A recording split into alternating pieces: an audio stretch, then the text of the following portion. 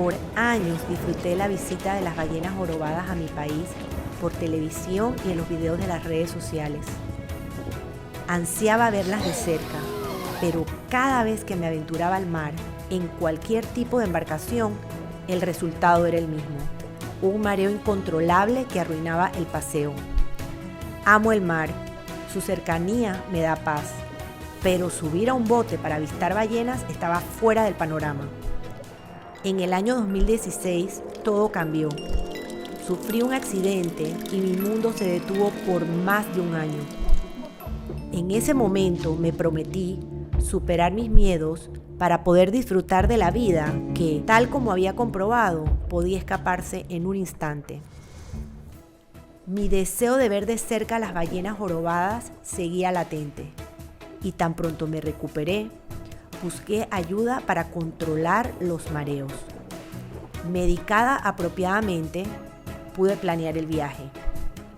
El primer paso fue subirme en una avioneta para ir a una isla desde donde saldríamos a realizar el paseo. Otro de los miedos que tenía que superar.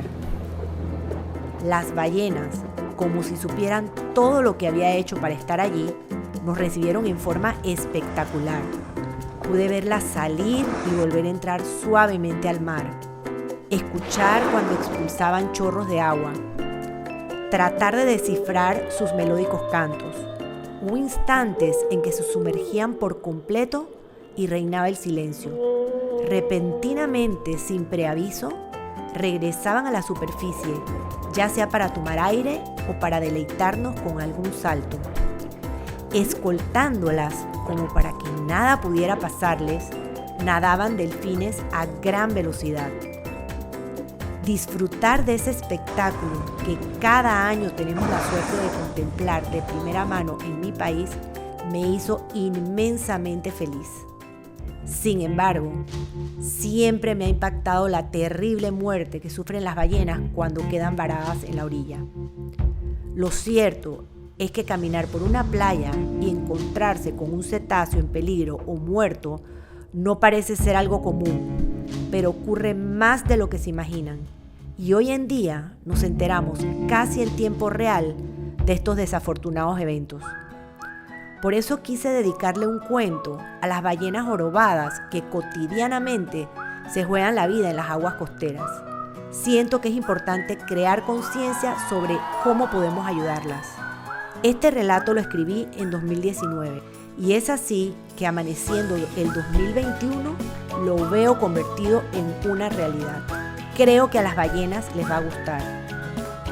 En Mariana y la ballena, invito a los lectores a vivir la ternura de un amor adolescente en medio de una aventura con tintes de realismo mágico. Conocerán los peligros que enfrentan las ballenas jorobadas mientras se sumergen en un torbellino de emociones. Mi deseo es que con Mariana y la ballena experimenten lo que el trabajo en equipo puede lograr por salvar a esta especie tan grande y a la vez tan vulnerable.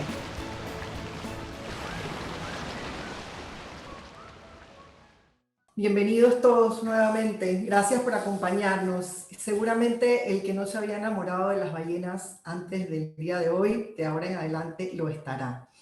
Un par de datitos técnicos. El conversatorio va a durar 1 hora y luego vamos a dar 15 minutos para preguntas y respuestas. Agradecemos que las preguntas y respuestas las pongan en la sección que dice Q y A, así no se nos confunden con los comentarios del chat. Si por alguna razón no se pudieran contestar todas las preguntas durante el tiempo asignado para preguntas y respuestas, van a poder escribir al correo electrónico teredominguez2@hotmail.com y enviar sus preguntas allí.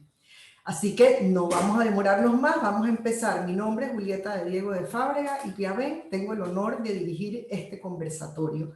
Por supuesto, un agradecimiento enorme al Smithsonian Tropical Research Institute por esta plataforma.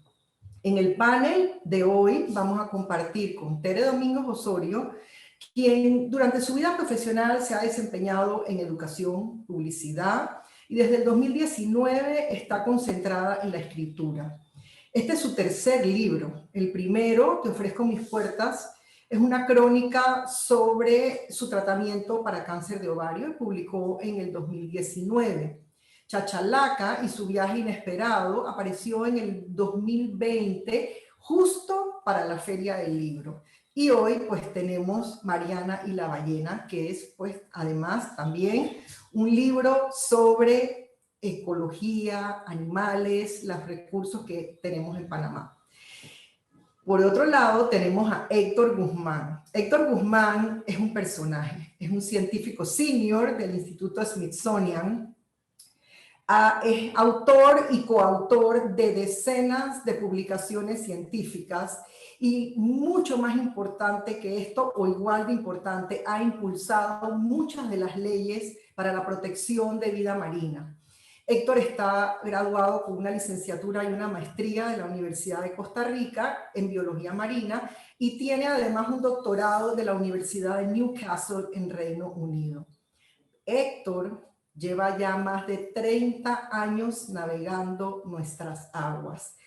Creo que conoce a las ballenas y se tutea con ellas por primer nombre. Así que vamos primero a preguntarle a Héctor cuándo y por qué se inicia su interés tan especial en las ballenas. Bueno, buenos días a todos.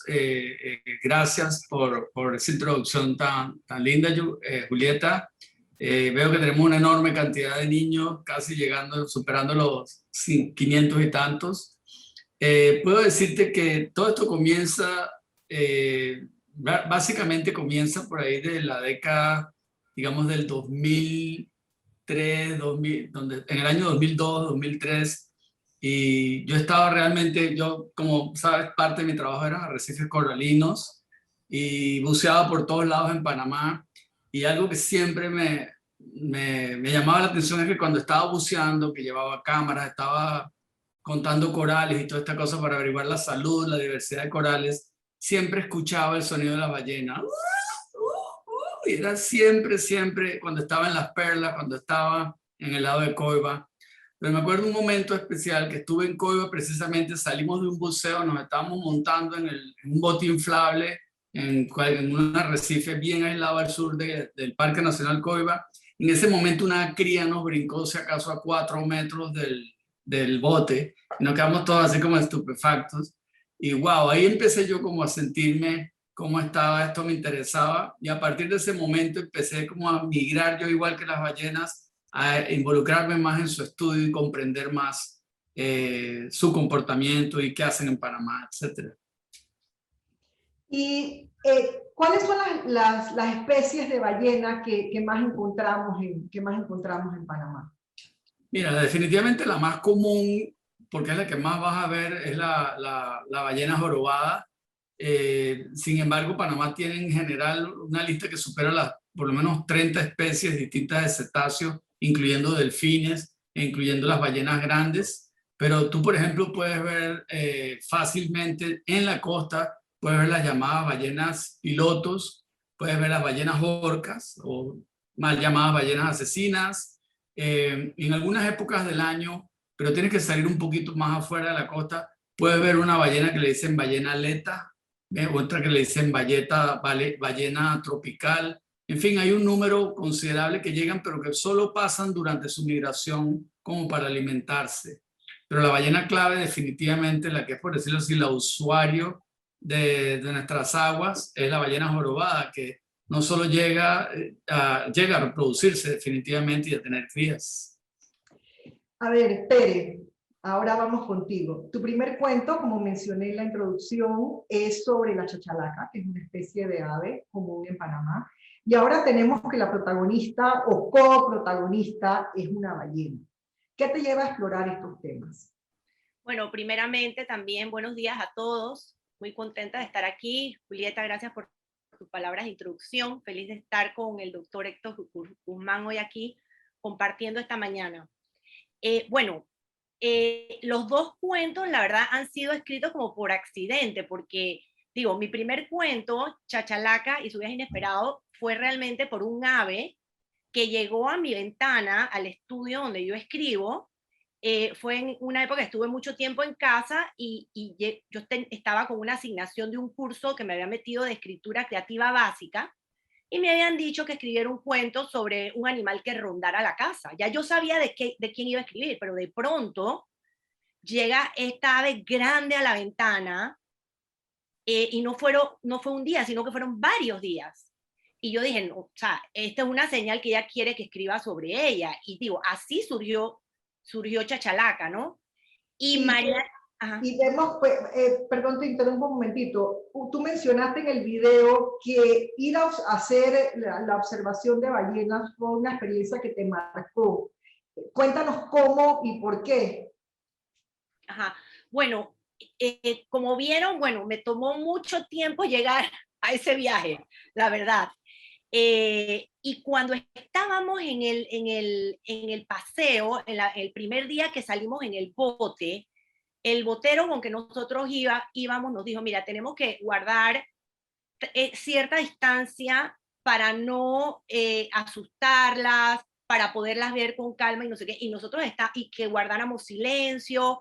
Él apagó el sonido del bote lo más bajito. Oye, y nosotros estábamos así junto con otro bote más, salió la ballena y se veía que tenía una cría y habían unos botes que iban rapidísimo, o sea, acechándolas, o sea, en vez de quedarse como nosotros, ellos iban como que si fuera la noticia que se les iban rapidísimo, se iban acercando y por supuesto que la ballena enseguida se metía.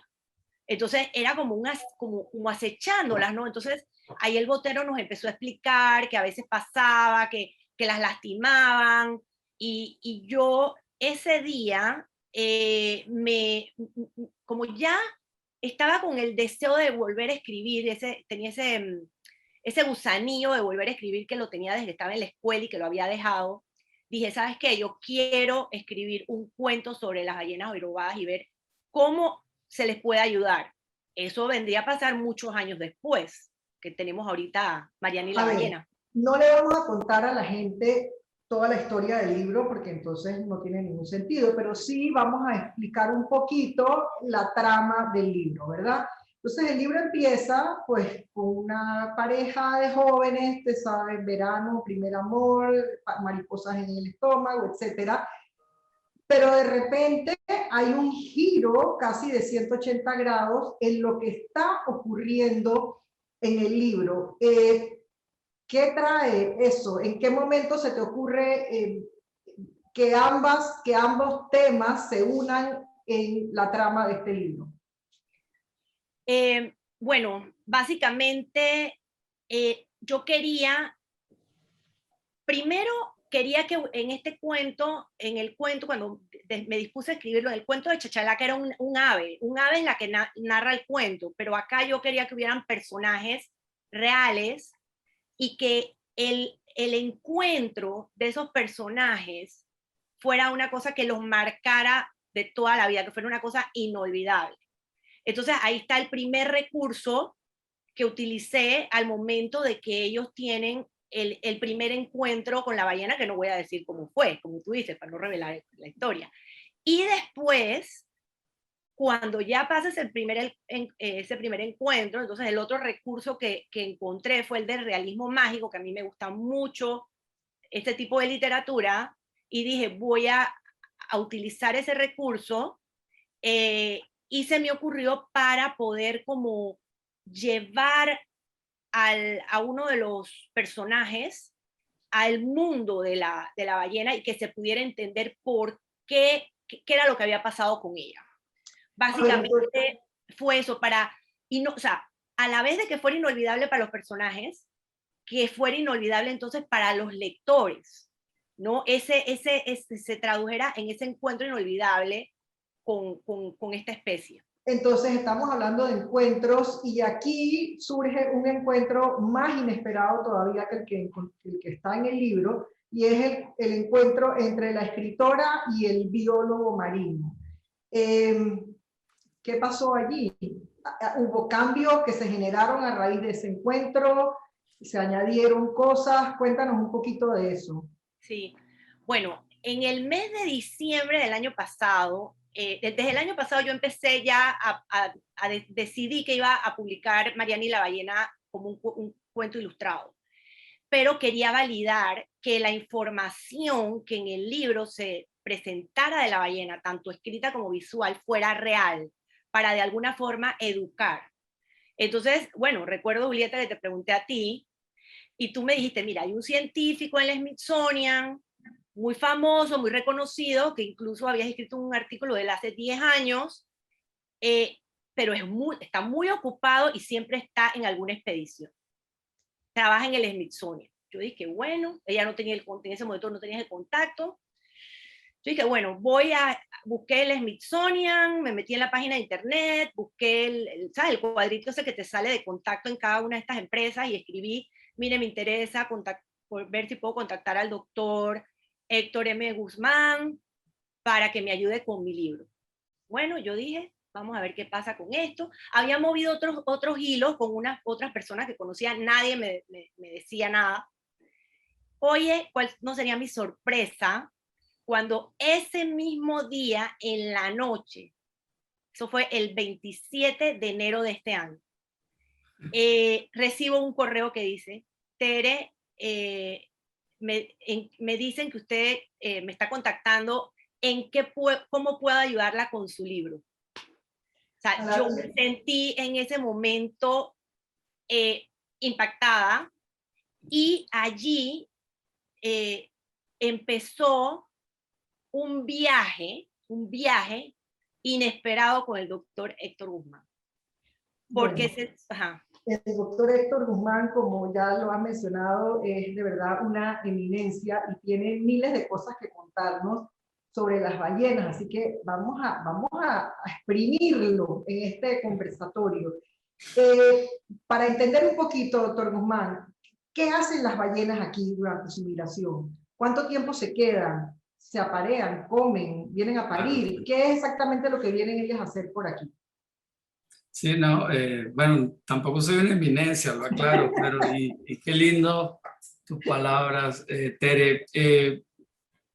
Fíjate que son dos poblaciones de ballenas las que visitan a Panamá y tienen más o menos su estacionalidad, es decir, vienen en una época del año, unas y otras. Entonces tenemos la del hemisferio norte, que por lo general son las menos abundantes que nos visitan, llegan a Panamá, se quedan bastante en el área de, digamos, el Parque Nacional Coiba o el Golfo de Chiriquí, y estas del hemisferio norte llegan alrededor de finales de diciembre hasta marzo, abril, pero el verdadero, digamos, festival de ballenas son con las ballenas que vienen del hemisferio sur, es decir, las del norte vienen del lado de Alaska, para darles una idea, migran todo, algunas se quedan en México, Guatemala, obviamente en Costa Rica, y llegan casi que lo más al sur que llegan es hasta Panamá.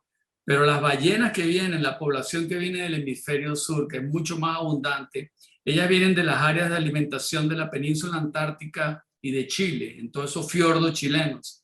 Y esas vienen en gran abundancia y están exacto llegando ya este mes que viene, julio, comienzan a llegar abundantemente a Panamá, particularmente invaden el Golfo de Panamá y el archipiélago de las Perlas, y empiezan de julio como hasta octubre, vemos una gran cantidad de ballenas, algunas se quedan rezagadas hasta diciembre. Y es muy importante decir que sabemos y sospechamos, porque se han hecho estudios científicos, que ambas poblaciones se han mezclado de una u otra forma en Centroamérica, entre Costa Rica y entre Panamá. Ahora, ¿a qué vienen? Si ellas vienen de sus áreas de alimentación, que están donde hay abundancia de alimentos, que puede ser este camaroncito krill, o pueden ser sardinitas, que las comen, por ejemplo, en el Estrecho de Magallanes en Chile, cuando llegan acá vienen básicamente enfocadas primero en tener sus crías, es decir, ya vienen las madres que vienen, por decirlo así, embarazadas, vienen a tener sus crías aquí en aguas panameñas, pero las empiezan a tener desde el norte de Chile, desde el norte de Perú, ponen en Ecuador, también en Ecuador tienen crías, tienen en Colombia, tienen en Panamá y siguen más hasta Costa Rica. Entonces, tienen a sus crías, las cuales las amamantan durante 4 y hasta 5 meses aquí en Panamá o en Centroamérica. En algunos casos también se aparean. Ustedes van a encontrarse, por ejemplo, muchas ballenas juntas persiguiéndose. Cuando eso pasa, que nosotros lo llamamos grupos competitivos, es porque tienes una enorme cantidad de ballenas machos que están interesados básicamente en aparearse con alguna de las hembras. Entonces vemos esa gran actividad, y le estoy hablando de que a veces ustedes pueden ver grupos de alrededor de 20, 15 animales juntos, corriendo todos juntos, ahí mismo al frente de Contadora. Entonces es algo muy interesante. Entonces se aparean, tienen las crías, aprovechan de criar las crías, de amamantarlas antes de comenzar la migración de nuevo hacia el sur o hacia el norte. Pero recientemente, y es algo que vale la pena mencionarlo, y sé que hay muchas preguntas que se harán, tradicionalmente en los libros de texto siempre se ha dicho que las ballenas solo comen allá y vienen bien gordotas a nuestros países nada más a tener las crías, y aquí se van flaquitas, y es verdad. Yo he puesto transmisores satelitales en Chile y me asusta, pues el animal es casi que un tercio más grande de lo que yo los veo aquí cuando están en Panamá. O sea, queman esa grasa enormemente que comen. Pero recientemente han salido publicaciones donde se ha visto, por ponerlo de esta forma, que de vez en cuando las ballenas, cuando están aquí también, fuera de sus áreas de alimentación, por decirlo así, tienen uno que otro monchi, y se les ha visto tratando de agarrar y llegar a las áreas donde hay pequeñas sardinas y estas bolas de peces donde hay sardinas. Y esto se ha reportado ya para Panamá, Costa Rica, hasta en Nicaragua inclusive. Entonces, como ven, ahí empiezan a cambiar los libros científicos de hace 30, 40 años, donde se decía que estrictamente comen allá abajo, y es verdad, comen en abundancia, pero al llegar aquí como que no comen. Eso no tiene sentido, que un animal, sobre todo una madre que esté amamantando, algo tiene que tener también para tener nueva energía. En fin, como ven, es algo interesantísimo y fascinante, no solo de observarlo, pero sino también es importante entender qué hacen cuando llegan acá, y ahí es donde nosotros también tratamos de entenderlas para poder informarles a ustedes. Usted habló de que ustedes marcan las ballenas, ustedes les ponen transmisores satelitales, un grupo de ballenas que son sus viejas amigas, ustedes saben que esa es Panchita o Juanita. ¿Cómo funciona esto de seguirles la pista a las ballenas? Sí, muy linda pregunta. Es interesante porque resulta ser que nosotros desde hace por lo menos 4 o 5 décadas entendimos claramente que si nosotros sacábamos fotos de la cola de la ballena, esta tiene marcas, tiene pigmentaciones muy especiales que por decirlo así se ha utilizado como que fuera el fingerprinting o la huella dactilar de la ballena. Y a partir de eso nosotros es que sabíamos de hace ya muchas décadas que las ballenas venían del sur o del norte, a Panamá, como dije anteriormente. Y era porque seguíamos este catálogo fotográfico que se tomaba a lo largo de la región, desde turistas o ciudadanos comunes que salían y las veían las ballenas, nos mandaban esas fotos, o científicos que salíamos simplemente a buscar fotos de colas de ballena. Y con esto se han hecho unos catálogos a nivel internacional. Y bueno, se pudo establecer la ruta migratoria y sabemos ahí es donde sabemos que vienen del norte, del sur y en qué época. Pero cuando yo me inicié en esto, realmente algo que me interesó mucho fue lo que llamamos nosotros la biotelemetría, es decir, tratar de ver cómo nosotros seguimos al animal telemétricamente.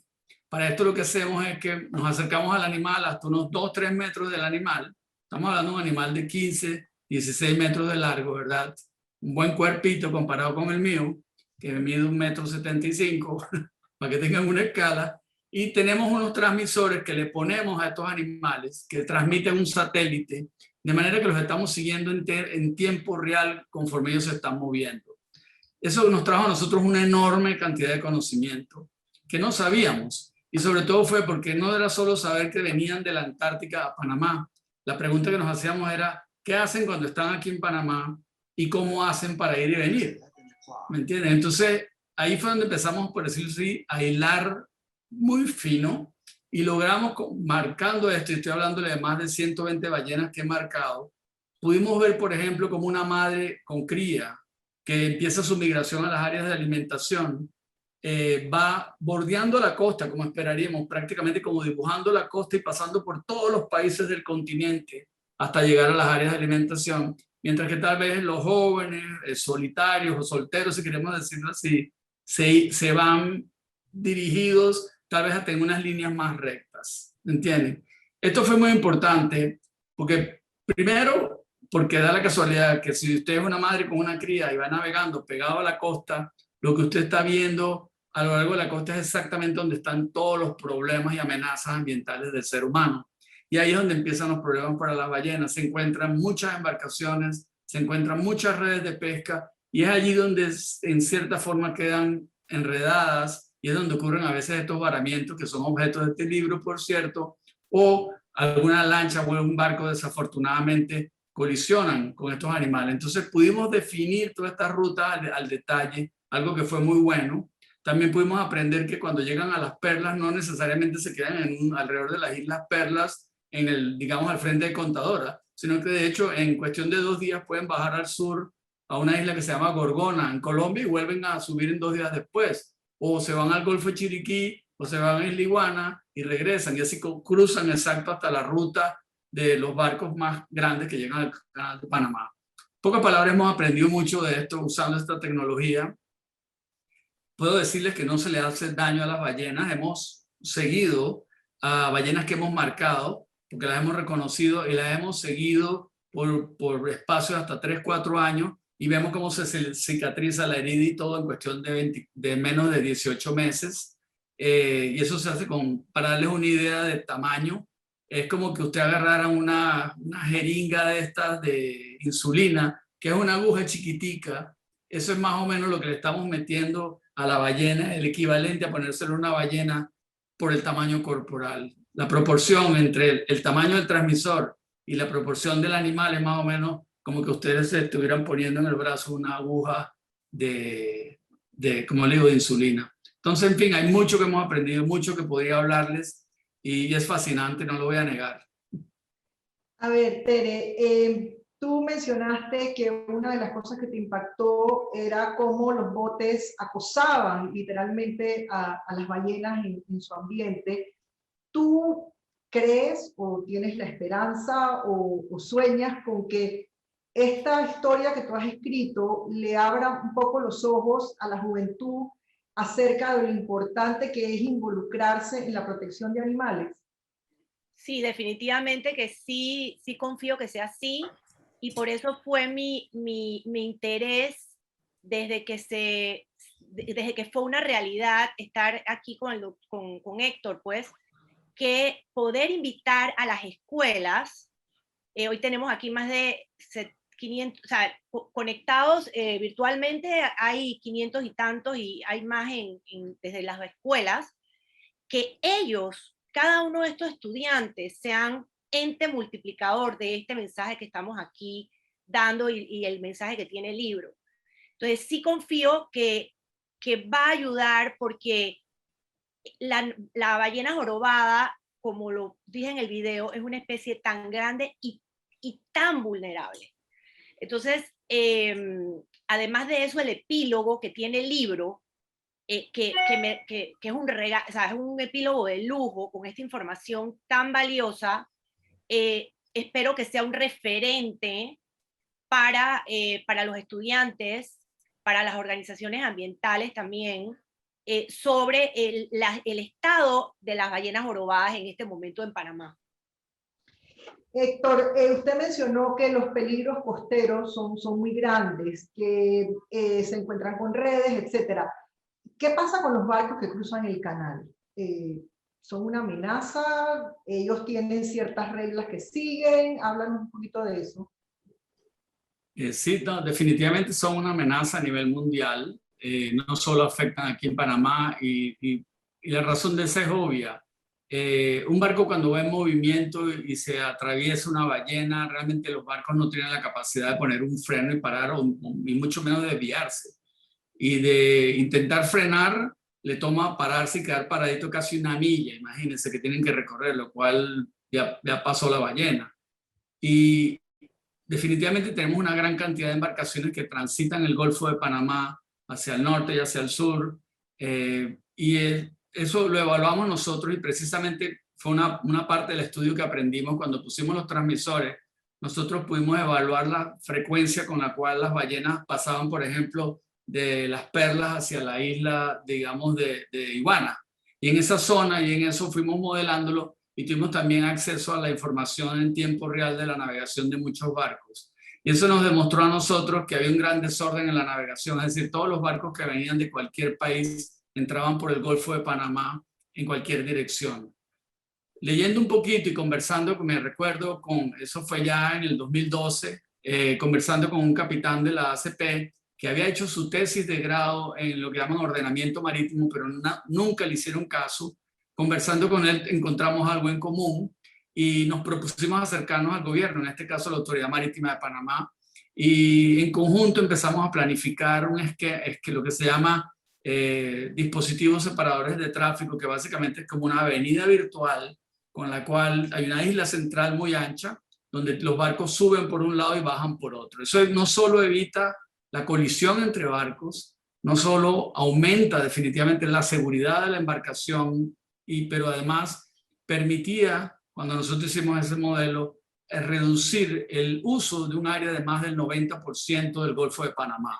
Y obviamente automáticamente con eso se evitaban o se reducían enormemente en las colisiones con las ballenas. Les debo decir que es muy difícil cuantificar las colisiones, porque básicamente un barco cuando va a esta velocidad, que a veces van hasta 15 nudos, casi algunos nuevos barcos van hasta 18 nudos de velocidad. Si ustedes golpean la ballena es como que golpearan, por decirlo así, un tronco de un árbol. Ustedes no se van a dar cuenta de eso. Y muchas de las colisiones, cuando suceden, es imposible registrarlas. Entonces, no hay estadísticas confiables al respecto. Por otro lado, las ballenas o se hunden en el momento de la colisión, cuando colisionan, o simplemente las corrientes las llevan mar afuera y tal vez no aparecen en las costas panameñas ni muertas ni heridas. Sin embargo, Panamá ha llegado a cuantificar hace mucho tiempo. En algún momento hubo en 2 años y medio se registraron más de 13 colisiones o 13 ballenas varadas, lo cual es un número extraordinariamente amplio, no solo de la jorobada. Entonces sí hay un impacto definitivamente, pero yo creo que Panamá ha sido pionero y con este dispositivo de separador de tráfico que se puso, tiene vigencia desde el 2014 y es mandatorio para todas las embarcaciones que entran y salen en dirección a los puertos panameños o para pasar el Canal de Panamá, porque también hay que pensar que no solo es que todos van a transitar por el Canal de Panamá, esos son unos 14 mil barcos que hacen esa travesía al año, pero realmente el Golfo de Panamá como tal lo transitan alrededor de 17.000 barcos, o sea, es muchísimo tránsito el que hay. En fin, eso ha sido algo que se ha hecho. Las redes de pesca siguen siendo un problema porque las redes las dejan a la deriva, las ballenas se enredan, adultos y crías, y es muy difícil. Y bueno, por eso es que se habla de una red de varamiento en algún futuro, ¿no? Y los varamientos ocurren casualmente por eso que usted acaba de mencionar, porque las ballenas se desorientan o porque están heridas, o es una mezcla de varios factores.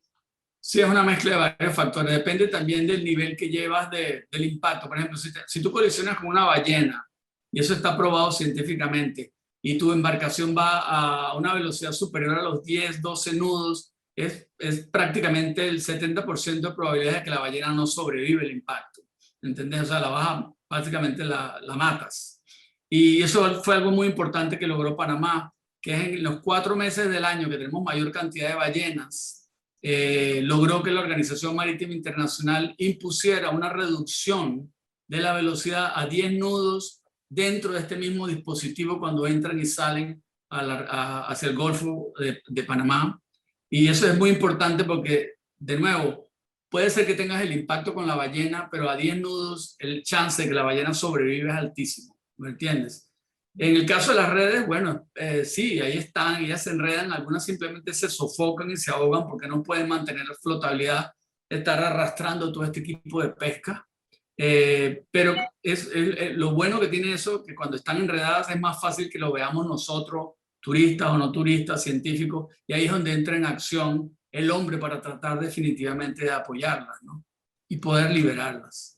Claro, pero realmente nosotros los laicos quizás tenemos poca experiencia en eso, por eso quería preguntarle a Tere si hay una explicación bastante detallada de como quien dice, un manual de lo que se debe hacer en estos casos, ¿no? Pero me gustaría saber, en base a tu experiencia personal, ¿qué piensas tú que podemos hacer nosotros, llámese padres, lo que sea, para que la población esté un poquito más educada sobre la protección de las especies o los peligros que las especies tienen ahora mismo frente al ser humano? Sí, yo diría que por lo menos gran parte de la labor empieza definitivamente en los hogares. Por lo menos yo a mis hijos de pequeños los llevaba siempre a Punta Culebra, precisamente el Smithsonian, que tienen estas exhibiciones tan hermosas y que te dan la explicación de los peligros que tienen los diferentes peces, lo que enfrentan los corales, en fin. Las escuelas pueden también programar excursiones. Digo, ahorita con la pandemia se complica, pero hay otras formas. Esperemos que todo se resuelva pronto, pero recuerdo que cuando estaba yo también en el colegio, se hacían muchas excursiones, por ejemplo, al desierto de Sarigua, para ver el impacto que ocasiona la deforestación en el medio ambiente. Este tipo de eventos, por ejemplo, que se dan tanto en el país, de eventos educativos, de alguna forma también participar a las escuelas, me lo decían varios de los profesores, por favor, manténgannos al tanto de este tipo de actividades, que nosotros los educadores lo necesitamos y nuestros estudiantes también los necesitan, porque es un poco como complementar lo que ellos están haciendo. Me he dado cuenta también que las escuelas tienen grupos ambientales al invitarlos, ¿no? Entonces, que esos grupos ambientales también, cómo los podemos nosotros apoyar, por lo menos las instituciones, lo que es mi ambiente, de qué forma mi ambiente, no conozco su estructura, pero que pudiera permear de alguna forma a los colegios, para tratar de involucrarlos con esta parte de lo que tiene que ver la conservación. Bien, somos un país de amplias costas, obviamente el mar siempre ha sido parte de la vida del panameño en múltiples aspectos. Y cuando estaba leyendo el currículum de Héctor, me llamó la atención que un estudio que se publicó el año pasado, llamado El impacto de la observación de ballenas en la conducta de las ballenas jorobadas. Muy bien, yo quiero que Héctor me hable sobre la contraparte de ese estudio. ¿Cuál es el impacto que la observación de ballenas ha tenido en los observadores? Porque esto es una actividad que hace 10 años no era tan popular en Panamá, no había giras organizadas, ahora todo eso está cambiando. Y quiero que nos digas si nosotros los observadores hemos cambiado al tener la oportunidad de verlas de cerca y entender un poco todo sobre estos animales. Oh. Vieras que sí, eso fueron dos publicaciones que vinieron una con la otra, como un número especial de una revista científica sobre avistamiento. Y hicimos el estudio social también a la par de ese. Con ese lo que pudimos probar es que definitivamente aquí en Panamá los operadores de turismo, no todos, algunos no son muy responsables y obviamente ejercieron un cambio en el comportamiento de las ballenas durante el momento en que estuvieron haciendo el avistamiento. Nos llamó la atención que sobre todo, y por razones obvias, es muy fácil que el grupo de ballenas que más acosaban eran las madres con las crías, porque son por razones obvias es la que permite, la cría tiene que estar más tiempo en la superficie y por lo tanto para los boteros es más fácil acercarles y acosarles. Eso por un lado fue negativo, honestamente, porque se violaron enorme cantidad de normativas que ya existen en Panamá. Estamos por aprobar la tercera versión para Panamá sobre el avistamiento. Y imagínense, fuimos uno de los líderes en la región en tener el primer documento de avistamiento de ballenas. Y se viene actualizando, pero a pesar de eso no se cumple mucho la normativa. Pero para ver el otro lado, como tú lo dices, para eso hicimos el estudio, la parte social, y eso fue entrevistar a los operarios, a los que realmente están haciendo el dinero, que son los empresarios también, a los que manejan los botes o las embarcaciones, pero más importante aún era preguntarle sobre la experiencia de todas estas personas. Obviamente todas las personas disfrutaron, todas las personas se emocionaron, eso era un festival de felicidad, la experiencia única en su vida, pero ahí es donde está el límite. El problema es que ellos no entendían que no se podían acercar con una embarcación a menos de 200 metros de la ballena. Pero ahí es donde tenemos un problema tecnológico también. Hace 40 años, cuando por ejemplo, nosotros hacíamos avistamiento de ballena, nosotros íbamos con buenas cámaras, con buenos lentes, y 200 metros era cualquier cosa, porque con el lente veías de cerca. El problema es que ahorita nadie, por decir casi que el 98% de los que hacen avistamiento, ninguno tiene una buena cámara. Todos tienen los mejores celulares del planeta. Pero como bien saben, un celular no le va a dar la foto ni la cola que ustedes desean, que es el regalo que se quieren o el souvenir que quieren llevarse para su casa. Y aquí es donde tenemos el problema actual. Y lo has visto, es más, en el propio video que se puso al comienzo, Tere, vos captas allí cómo precisamente uno de los botes pequeños, y eso creo que fue filmado en el archipiélago de las Perlas, porque creo que reconozco al bote, está básicamente siguiendo a la ballena en cuestión de 5 o 6 metros. Yo he estado allí y brincan arriba de las ballenas desde el bote.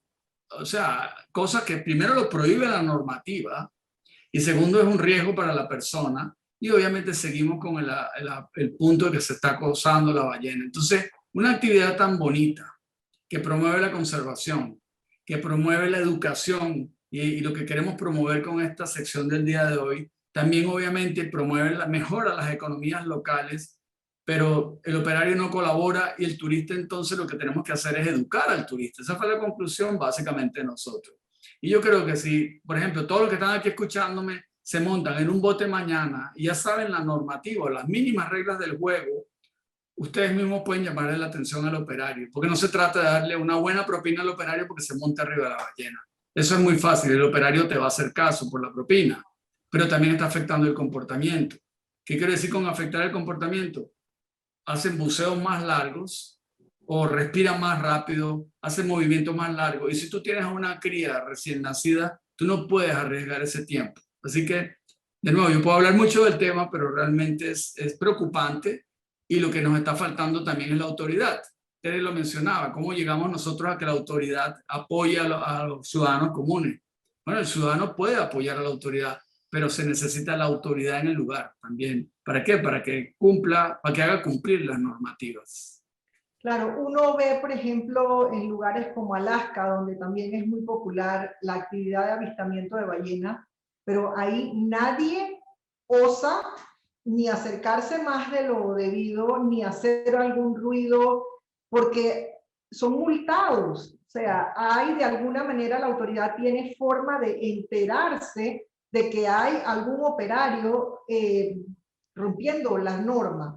Entonces, me imagino que eso es a lo que tú te refieres, en que todavía la autoridad no está encima de estas personas. No, no está, y no lo va a estar, porque también tenemos que cuidar, o sea, lo que hay que hacer es también tener guías a bordo y operarios que sean responsables y que sean certificados, porque este mismo problema ha ocurrido en todos lados, no es endémico de Panamá.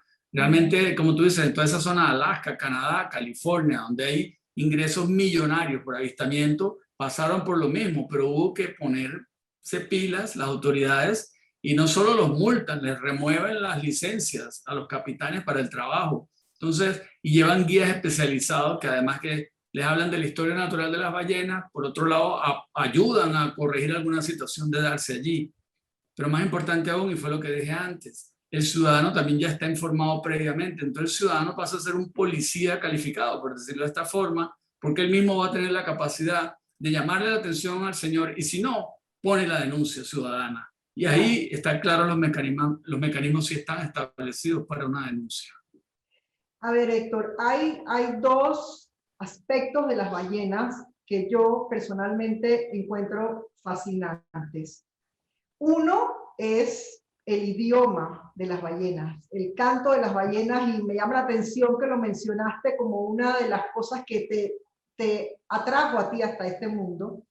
Y la otra es esa famosa forma de alimentación que ellas tienen, donde van creando una red de burbujas a medida que van subiendo a la superficie para comerse pues su botín de pececillos o de camaroncitos.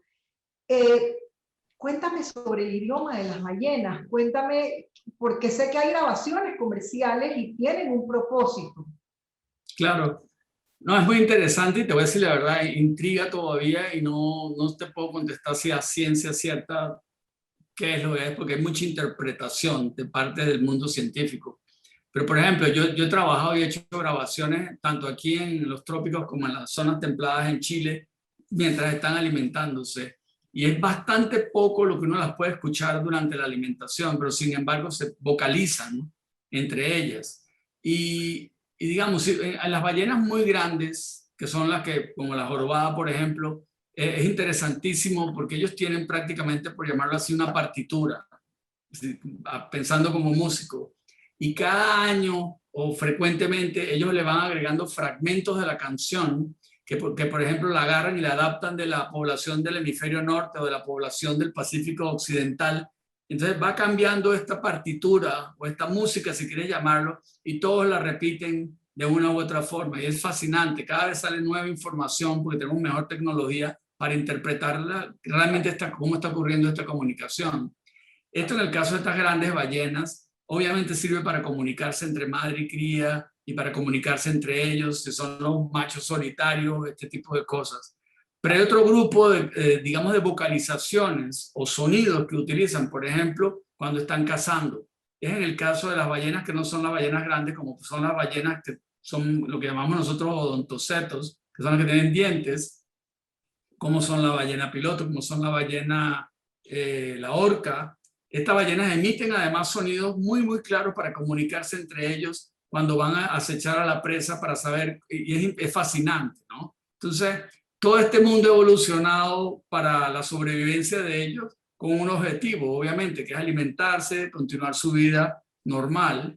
Y lamentablemente, por decirlo así, en el caso de las ballenas no tienen un lenguaje como para decir estoy en peligro, me siento amenazado, o quítate que viene un barco, y este tipo de cosas que es lo que quisiéramos tal vez nosotros humanamente pensar. Pero eso realmente no pasa. Y esto es interesantísimo. Y les digo, la evolución de estas vocalizaciones y estas partituras musicales anualmente, periódicamente, estacionalmente, es algo que ha fascinado al mundo científico siempre. Y por cierto, también ocurre con elefantes y ocurre con otros animales. No crean que es único de las ballenas. Pero he leído que estas grabaciones las están utilizando, por ejemplo, para personas con problemas neurológicos, personas que necesitan manejar ciertas conexiones cerebrales, para personas con mucha ansiedad. ¿Tú qué sabes de esa parte de la grabación? Bueno, yo obviamente no es un área de mi, digamos, competencia, pero sí he escuchado que es más, hay, por decirlo así, música relajante, si quieres llamarla así, que se utiliza para relajarse, hacer yoga, etcétera, que tiene cantos de delfines y que tienen cantos de ballenas como la jorobada, por ejemplo, o de la ballena azul. Y es interesantísimo porque se emplea definitivamente. Yo he escuchado que inclusive se usan los delfines como un método terapéutico. Yo tengo mi propia versión de eso, pero se emplea la música, se emplea el simple hecho de que puedas ver un animal de cerca. Todo eso obviamente va a ayudar enormemente cualquier persona a corregir algún problema cognitivo, pero es interesante ver cómo estas canciones, si queremos llamarlas así, también se han empleado no solo para entretener en un fondo musical, sino también definitivamente con fines terapéuticos, como vos mencionas. Tere, a ver, así a título de interrogatorio y metiéndonos en tu conciencia, ¿podemos esperar un tercer libro sobre conciencia ambiental que tienes ahora mismo en el tintero? Bueno, la verdad, en estos momentos no, sobre migración y conciencia ambiental, en este momento no tengo nada en curso. Tengo otro cuento de corte fantástico que es ambientado, o sea, es inspirado en un lugar hermoso, uno de mis lugares preferidos, y que es sobre un animal fantástico. Estoy explorando ver si lo ilustro, pero en este caso sería lanzarme a un libro con una ilustración 100% para adultos, porque sería un libro ilustrado de adultos. Y bueno, tengo mi novela que ya la terminé y que próximamente estaré publicándola, que ya es un hecho. Pero sobre migración y conciencia ambiental, a menos que llegue otra ave aquí o algo extraño a mi ventana y se me prenda el fuego invisible de la inspiración. Héctor, me queda la curiosidad de saber que si en estos 30 años has tenido experiencias que realmente te han puesto a temblar cerca de tus adoradas ballenas. Sí, definitivamente, porque he tenido varias experiencias. Digamos, en algún caso estuve ayudando a un grupo de personas que estaban haciendo una filmación de ballenas aquí en las Perlas, y lamentablemente el grupo de esa época, por el exceso de adrenalina, estaban persiguiendo mucho a la ballena, y el grupo de ballenas eran una madre, una cría y una de estas acompañantes, o escolta como nosotros la llamamos, y estábamos en el agua y realmente la persona que estaba cuidando al camarógrafo no se percató que por debajo de la cría, de hecho, venía saliendo una ballena a todo hogar, y yo la vi, yo tuve el chance de echarme para atrás y golpeó a mi compañero, para ponerse de esta forma así, le rompió 3 costillas, le hizo un hueco en un pulmón, y bueno, obviamente ahí termina ese cuento, pero me tocó sacarlo del agua porque fue bastante difícil ver a mi colega en eso. Y después tuve una todavía mejor, yo poniéndole los transmisores a las ballenas. Estábamos en las Perlas. Nosotros usamos unos botes inflables, obviamente vamos a la velocidad de la ballena, y cuando la ballena va a salir a la superficie, cuando nosotros intentamos ponerle el transmisor, yo voy adelante solito, un poquito más alto, donde llevo el lanzador de transmisores, y siempre hay una persona que me asiste, que es el que maneja. Y bueno, en aquel momento salieron 3 ballenas al mismo tiempo a la superficie, y una de ellas nos golpeó, y bueno, yo salí disparado fuera del bote. El bote me lo voltearon, y mi compañero y yo terminamos en el agua, y ahí estuvimos en el agua flotando a la deriva, por lo menos por espacio de 1 hora y media, hasta que llegaron unos indígenas Kuna que estaban pescando en la zona, y le pedimos porque no nos ataban al bote y nos acercaban, porque nos estábamos alejando mucho de las islas, y nos acercaron un poco hacia la isla Pedro González. Y bueno, lo hicieron, tuvimos que darle de intercambio, como siempre, un favor se paga con otro, le regalamos nuestra gasolina, que por si no la podíamos usar. Y sí, estábamos un poco preocupados porque estaba oscureciendo, y bueno, por suerte teníamos un teléfono satelital, y comenzamos llamamos a las autoridades. Obviamente eso no iba a funcionar, y al final se nos ocurrió llamar a los dueños de la isla de Pedro González, y ellos mandaron ahí a un grupo, una constructora, a que nos rescataran, y bueno, nos llevaron a la isla y pasamos la noche, volteamos el bote, lo enderezamos con la ayuda de esa embarcación. Después llegó el Senan muchas horas después. En fin, sí tuvimos un rato allá a la deriva, como les digo, perdimos muy poco equipo, y bueno, sí he tenido ese tipo de experiencias que comentarles. Bueno, pero gracias a Dios no son muchas para los 30 años que lleva en el agua.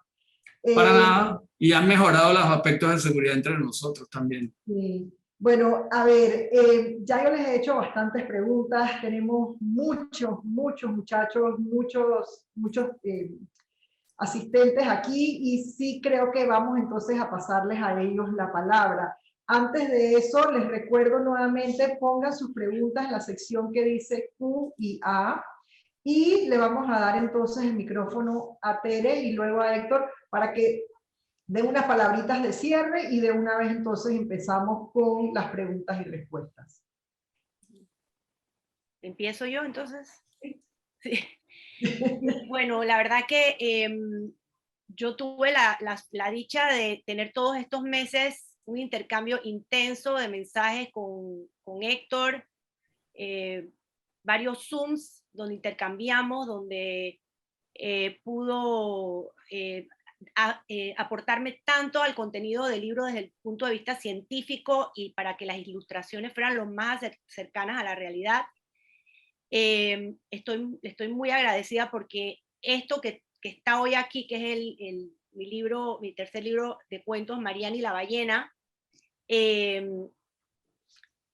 está enriquecido con un epílogo de lujo, donde la trama que yo desarrollé se ve complementada con este documento, que es un regalo, pienso que para todos los panameños. Estoy tan emocionada de ver tantos estudiantes aquí hoy, de tantas escuelas, que quisiera, lo que quisiera es que ellos se queden con esta inspiración de cómo pueden ellos contribuir a ayudar a nuestras visitantes anuales de nuestras aguas, y como dijo el doctor Guzmán, que no solo es ella, es la que más común, pero hay más de 30 especies más de ballenas que nos visitan. Así que la verdad que le doy las gracias a todos, a Héctor, al Smithsonian por facilitarnos esta plataforma y a Julieta por haber conducido esta presentación. Héctor, me voy a saltar tu saludo porque hay 76 preguntas. Hay algunas que ya fueron contestadas durante la charla, así que trataré de hacer aquellas que no recibieron respuesta, ¿no? Por ejemplo, preguntan que si hay alguna ballena que esté de forma permanente en Panamá, no solo migratoria. Sí, bueno, definitivamente la ballena jorobada, porque de una u otra forma la ballena jorobada, al estar las dos poblaciones viniendo desde el norte y desde el sur, como les expliqué anteriormente, siempre vamos a ver una o dos ballenitas por aquí. Y de nuevo, hablarles que cuando hablamos de ballenas tenemos que también pensar en las ballenas, no solo en las ballenas grandes como la jorobada, la azul, sino que también tenemos otro tipo de ballenas que también están en Panamá frecuentemente, pero no las vemos. Aunque ustedes no lo crean, en Panamá también hay cachalotes. Es decir, la ballena de Moby Dick visita Panamá en cierta época del año muy rápido, está muy afuera en la costa, como les dije anteriormente, orcas, etc. Entonces, es importante que yo diría que básicamente todo el año tenemos por lo menos ballenas jorobadas, tenemos orcas, tenemos muchas cantidades de delfines, tenemos la ballena piloto, que es muy común encontrarla en el área del Golfo de Chiriquí, y en fin, las que son más costeras, porque del lado de afuera tenemos que salir a 30, 50 millas, y por lo general no hay turismo allá afuera, ¿no? Se dice que las ballenas son peligrosas, ¿es cierto? No, yo diría que no son peligrosas, al menos que es como todo animal. Si tú te metes en su territorio, tienes el chance de que tengas un percance, pero las ballenas no son peligrosas para nada. Digamos, nosotros la vamos a ver y la ballena no te va a acosar a ti, eres tú el que lo está acosando al animal. Nosotros hemos estado en el agua, yo he estado, les voy a poner un ejemplo, esa misma ballena piloto que les estoy hablando, yo he estado buceando y cuando salgo del agua me quedo en el bote o en la parada de compresión que se tiene que hacer.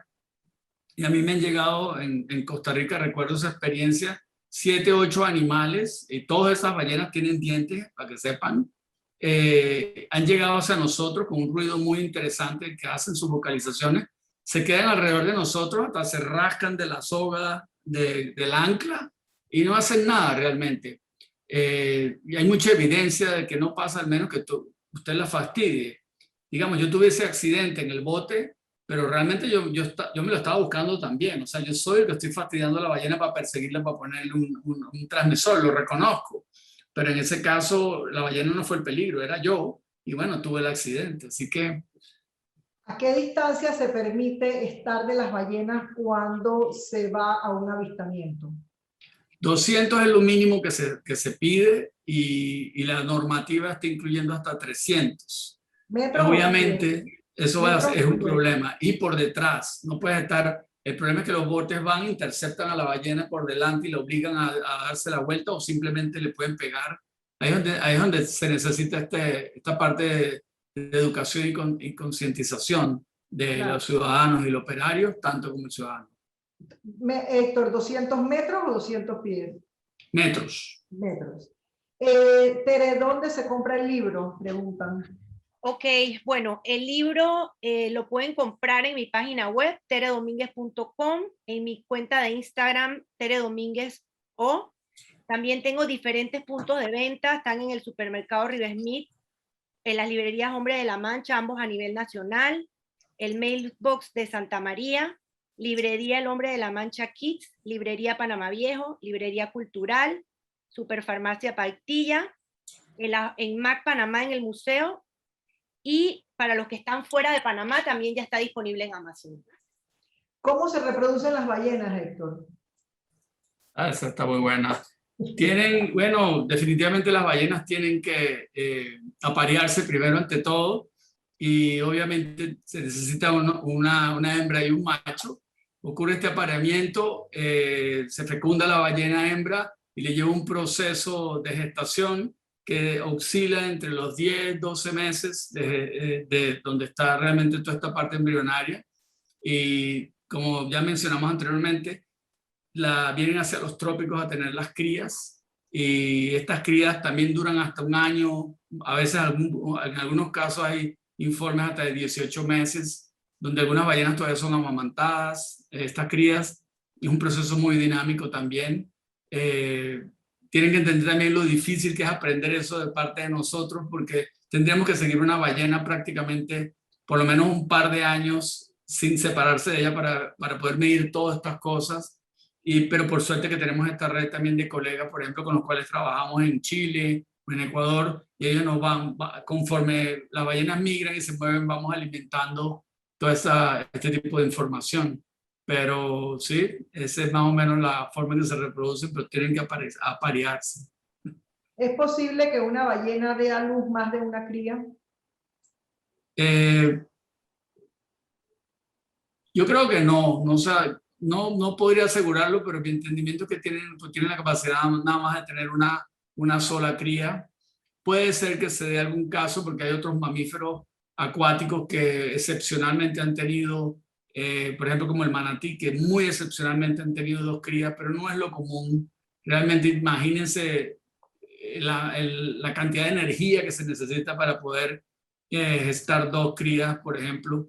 Es algo bastante complicado. Yo no recuerdo realmente de ningún caso. Preguntan que si hay algún programa de voluntariado donde los estudiantes puedan participar para proteger las ballenas. Un programa de voluntariado, digamos, de parte de nosotros dentro de la Smithsonian como tal no existe. Es muy probable que si se acercan a la Dirección de Costas y Mares o DICOMAR, que es una dirección del Ministerio de Ambiente, ellos puedan ofrecerle algún tipo de información para ver si existe un voluntariado al respecto.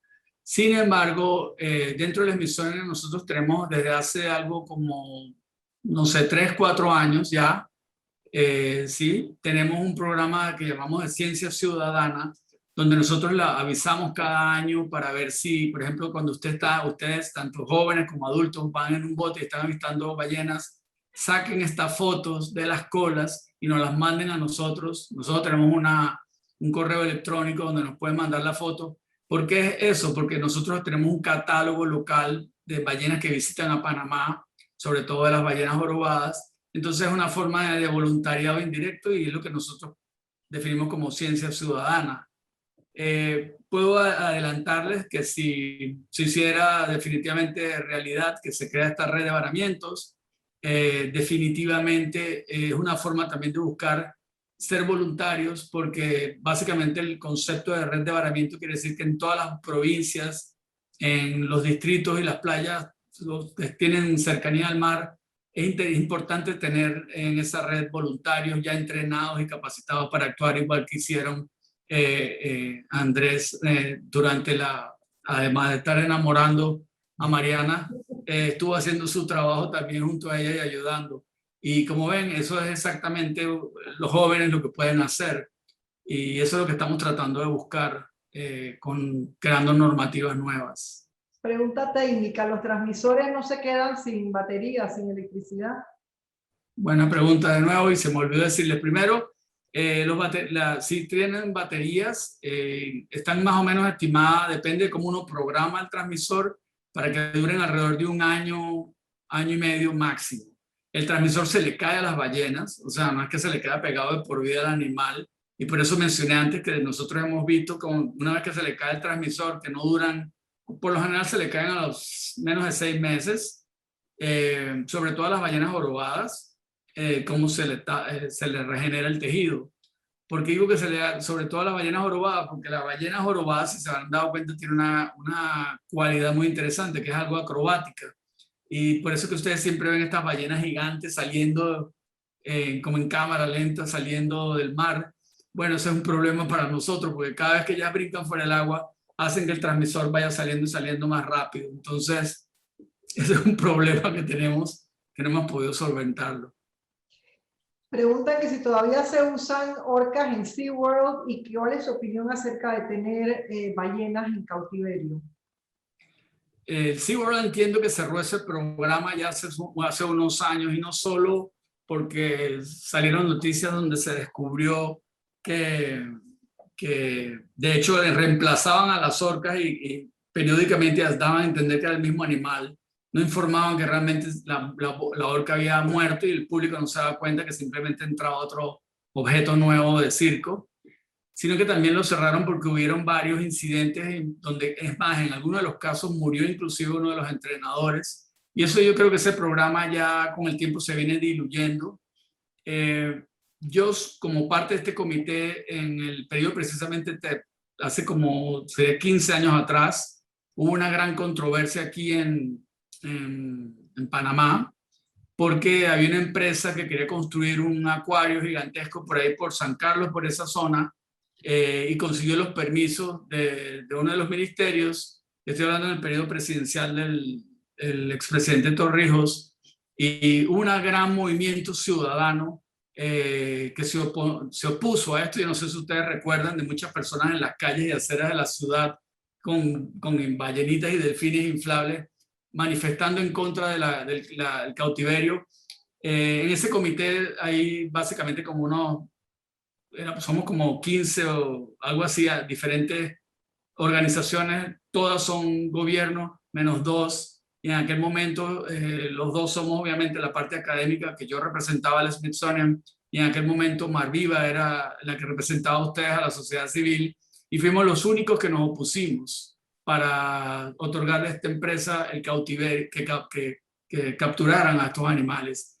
Y la noticia resultó ser fascinante, porque primero la votación éramos 2 contra 15, contra 13 mejor dicho, obviamente perdimos, pero al día siguiente en el periódico más bien salimos como que fuéramos héroes. Es decir, fuimos los únicos 2 que nos opusimos en una comisión nacional a que se capturaran, y con eso te contesto, esa es mi respuesta. Yo estoy en contra del cautiverio de los animales, solamente un cautiverio controlado con fines científicos, y de nuevo muy controlado, y cuestión de horas, cuidado de pocos días y más nada. Yo creo que ya todo eso se ha superado, y estamos trabajando para, por ejemplo, liberar estas normativas que a veces tienen, que cualquier abogado puede encontrar un huequito y tratar de ver que se vuelva a permitir la captura. Eso se está arreglando en este instante. Te voy a hacer 2 preguntas seguidas. ¿Se considera que la ballena jorobada está en peligro de extinción? Y si hay en Panamá alguna ONG dedicada a la protección de ballenas. Ok, la primera pregunta, no. De hecho, la ballena estuvo en vías de extinción, obviamente fue sometida a la caza por muchísimos años, y digamos a partir en el siglo pasado, por allá de 1960 a los 80, que hubo este gran movimiento mundial, se creó la Comisión Internacional de Ballenera, que reguló la cacería de las ballenas. Eso tuvo un impacto positivo en las poblaciones, porque obviamente desde Antártica, Chile, Perú e inclusive en Panamá cazaban a las ballenas en el siglo XIX, en el siglo XVIII, XIX y siglo XX, aunque no lo crean. En este momento la respuesta de las ballenas mismas ha sido muy positivo, y tenemos de hecho desde hace casi que década y media hay un incremento poblacional de entre el 6-10%. Es decir, la población se viene recuperando, lo cual es una muy buena historia. Pasar de una especie que estaba amenazada y reconocida amenazada en peligro a una especie que ahora se considera vulnerable todavía, pero no amenazada. Entonces eso es un logro realmente después de esa normativa que le digo fue del siglo pasado. Y por otro lado, no existe como tal una ONG dedicada a la conservación de las ballenas. Sin embargo, conozco una que se llama Panacetacia, lo cual me imagino que bueno, no es que me imagino, se encarga de trabajar con los cetáceos en general, pero por lo general no se le ve muy activa. Pero por otro lado, yo diría que el conjunto de ONGs, como son Mar Viva, como es Ancón, como es Panacetacia, entre todos hacen algún tipo de papel para la protección, y es muy importante porque ellos son realmente los voceros del movimiento ambiental aquí en el país. ¿Las ballenas tienen pelo? Algunas tienen como una especie de fibras, llamémoslas así, que son sensoriales y que les ayudan a percibir ciertas cosas del medio ambiente. Pero no es, por ejemplo, yo sé que no tiene que ver con ballenas, pero por ejemplo, si usted compara eso con el manatí, que está lleno de pelos por todo el cuerpo y se llaman vibrisas, todos estos pelitos son altamente especializados en captar definitivamente movimientos en el agua, cambios en la composición del agua a nivel químico, sonidos, etcétera. Es fascinante. Pero en el caso de las ballenas tienen algunas definitivamente y sirven también como funciones táctiles, digamos.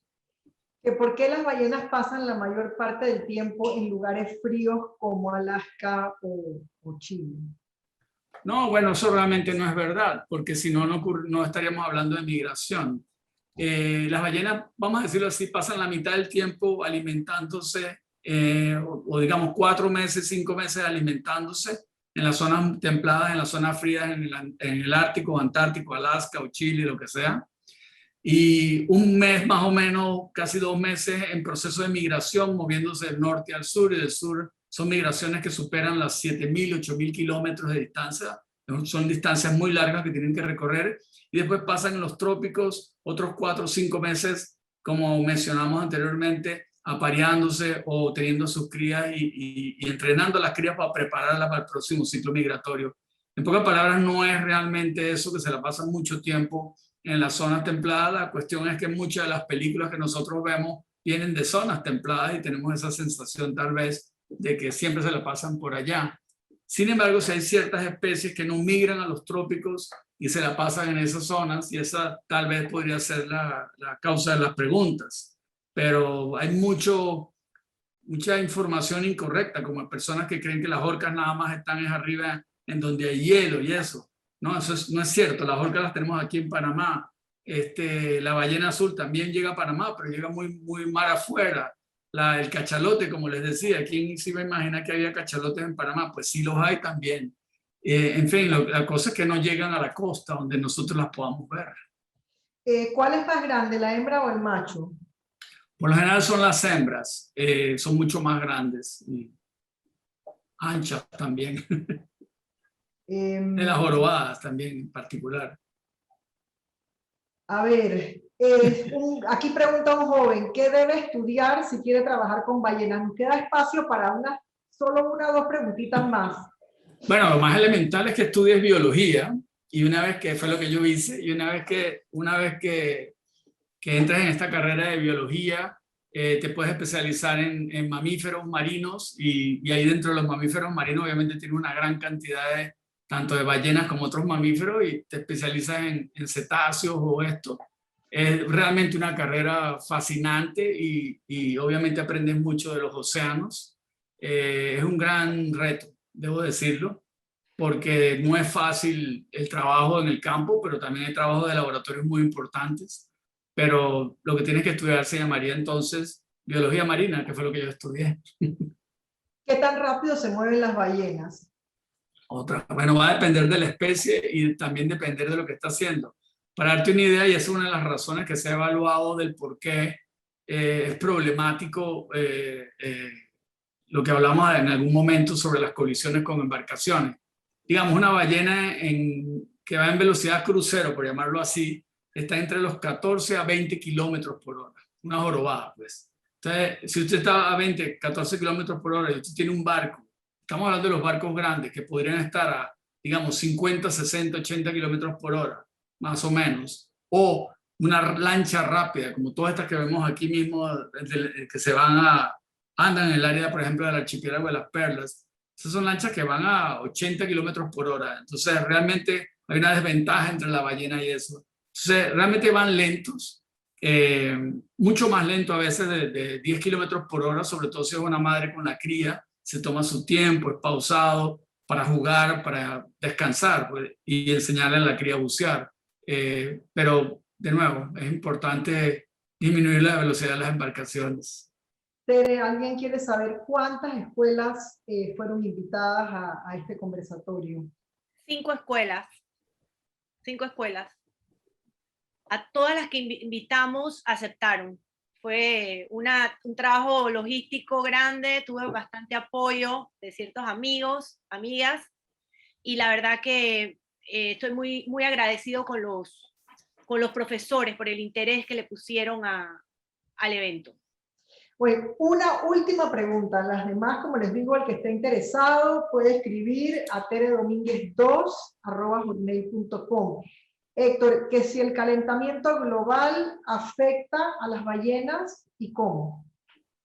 Sí, definitivamente que sí. Y de hecho es uno de los indicadores interesantes porque como conocemos bastante, por decirlo así, por décadas sus rutas migratorias, ya lo venimos experimentando. Y de nuevo también está ligado con la disponibilidad, con la temperatura del agua y con la disponibilidad de alimento. Por ejemplo, en las áreas de alimentación, las tradicionales, ya estamos experimentando, yo trabajo en Chile, ya estamos experimentando cómo inclusive especies que no llegaban a ciertos lugares de Chile ahora están llegando. Y el asunto es porque ahora tenemos alimentos en esas zonas y no hay en otros lados.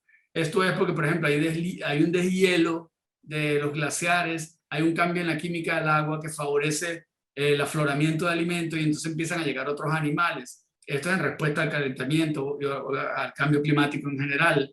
Si te vienes aquí a los trópicos, y ya lo experimenté, yo mismo lo experimenté, yo estaba trabajando en Costa Rica, me recuerdo, hace como 4 o 5 años, y tuvimos un periodo del Niño, de calentamiento, de esto que se llama el fenómeno del Niño, que las aguas pueden estar por varias semanas arriba de los 30 grados centígrados, 32 grados centígrados.